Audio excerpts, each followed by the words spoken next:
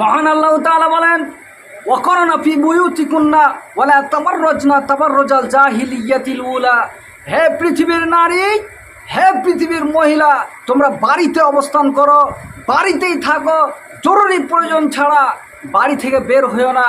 ওই নগ্নতা যুগের নারীদের মতো, বেশ্যালয়ের নারীদের মতো, পতিতালয়ের নারীদের মতো, নগ্নতা যুগের নারীদের মতো তোমরা নিজেকে পেট প্রদর্শন করো না। পেট পিঠ দেখিয়ে, মাথার ওড়না ফেলে, চুল দেখিয়ে রাস্তাঘাটে চলো না। কারণ হচ্ছে আপনি হচ্ছেন মুসলমান। ওই বাজারে কি কাম আছে? মুসলমান মেয়ের ওই বাজারে কি কাম আছে? ওর কি বাবা নাই? ওর কি ভাই নাই? তারা কি বাজার করতে যেতে পারবে না? ও কেন বাজারে? বাজারে গিয়ে মাথার ওড়না ফেলে দিয়ে, পেট পিঠ দেখিয়ে ওই বাজারে ঘোরাফেরা করে, ওই বাজারে সবজি কিনতে যায়। ওর কি লজ্জা শরম নাই? ও কি বেহাইয়া, বেশর্মা? ও কি হিন্দুর বাচ্চা? ও কি খ্রিস্টানের বাচ্চা? ও কি ইহুদির বাচ্চা?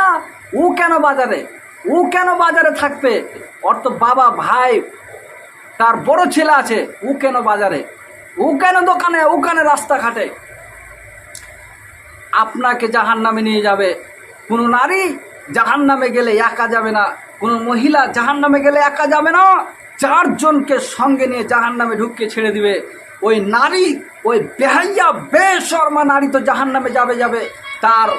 তার আব্বুকেও সঙ্গে নিয়ে জাহান্নামে যাবে, তার বাবাকেও সঙ্গে নিয়ে জাহান্নামে যাবে, এবং দ্বিতীয় জন হচ্ছে তার বড় ছেলেকেও জাহান্নামে নিয়ে যাবে, তৃতীয় হচ্ছে তার স্বামীকেও জাহান্নামে নিয়ে যাবে, চতুর্থ হচ্ছে তার যদি সন্তান, বড় সন্তান থাকে, সে তাকেও জাহান্নামে নিয়ে যাবে। জাহান্নামে 4 জনকে ঢুকিয়ে ছেড়ে দিবে। অতএব ওটা হচ্ছে আপনার মেয়ে, আপনাকেই বাধা দিতে হবে। ওটা আপনার স্ত্রী, আপনাকেই বাধা দিতে হবে। ওটা আপনার মা, আপনাকেই বাধা দিতে হবে।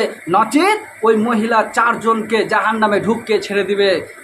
এই জাতিকে, মানুষজনকে পেট পিঠ দেখিয়ে সে জান্নাত লাভ করতে পারবে না। ও ভুল হিসাব করেছে, ওর হিসাব পরিবর্তন করতে হবে। কারণ পর্দায় হচ্ছে মুসলমানের কাম, পর্দায় হচ্ছে মানুষের লজ্জাস্থান ঢাকার জিনিস।